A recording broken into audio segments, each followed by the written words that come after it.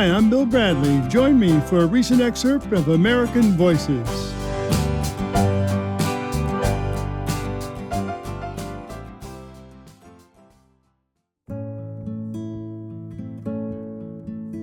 Here in American Voices, we want to celebrate this great country, so each week we invite a writer to tell us about a beloved place or sound in America. Recently, we heard from author Charles Glass on his favorite place in the country. His new book is called They Fought Alone, the true story of the Starr brothers, British secret agents in Nazi-occupied France. Today, he's back to tell us about his favorite sound. Here's Charlie Glass.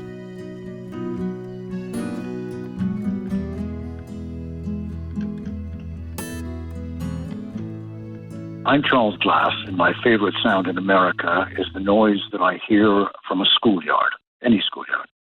The subject of schoolyards and my misery in the schoolyard and my appreciation of it now is something I've never spoken about until today when you asked me what my favorite sound in America was. I was in grammar school in Los Angeles. For me, one of the dreaded moments of the day was recess, when we had to file out of the classroom and then endure games like kickball and harassment of other children and lots of fights, kind of general misery of childhood, which expressed itself worst in the schoolyard. It was only later when I left my primary school and I'd walk by schools in California where I lived. I'd hear the noise and somehow it sounded reassuring. Wherever you were, it sounded exactly the same. It's a cacophony, and you can't even tell that they're voices. It's a bit like the hum of traffic or an orchestra tuning up. It's not coordinated in any way, and it could be anything, but it is the sound of children at play. There's something reassuring and evocative about it, so that it actually, although I didn't really like my school playground much as a child, it was a concrete urban mess, but it brings back some of the good things about childhood. When you're one of the kids in the schoolyard, it's very different because you can distinguish one voice from another, fighting for pecking order amongst the boys in the class or between your class and the older class, the kind of insults that children inflict on one another. It's all very individual and sometimes very hurtful. But when you're a grown-up and you're no longer listening to the individual voices, you don't hear what they're actually saying. You just hear this kind of reassuring sound.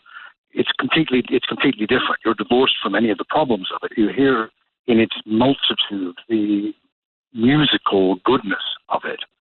There were periods in my growing up as a youngster from the ages of 6 to 12 when I was bullied and had a tough time in the schoolyard.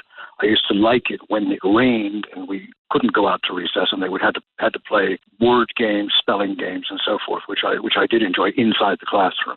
When I left grade school, went on to high school, I occasionally would walk by my old grammar school and hear the noise of the kids in the schoolyard, and I rather liked it. I felt maybe I had missed out on something when I was growing up there, and the noise of children playing suddenly became a good one. I realized that a lot of that schoolyard fighting and bullying and standing up to bullies is part of your education. It's part of growing up. It's part of learning how to be with other people. So I look at it now without any regrets or sad feelings. I look at it as just that was part of my youthful education. Even an atheist can go into a church and enjoy Gregorian chant. So I can walk by a schoolyard with some bad memories of it, but still appreciate that noise from the schoolyard of kids playing. Because overall, that's a very good experience of childhood. And one of the things that I do like about it, it's something I first heard growing up in America, but if I go to Germany or Spain or Lebanon or Indonesia, I walk by a schoolyard, it sounds exactly the same as the school in Los Angeles. It's good to hear children being alive and active, especially because I've covered so many wars during peaceful periods in various countries in conflict. When the schools reopen, it is a wonderful sound to hear children being children again. The noise of that signifies that they're all together, they're all learning how to live together, how to live in humankind, and how to survive into adulthood. Two of my closest friends are boys that I met when I was 5 or 6 years old in grammar school. We stayed friends ever since, and now we're in our late 60s. And that is, to me, a very positive and one of the best things in my life, actually. And when I reflect on it and I walk by a school at recess time, it just makes me feel a little bit happier than I do otherwise.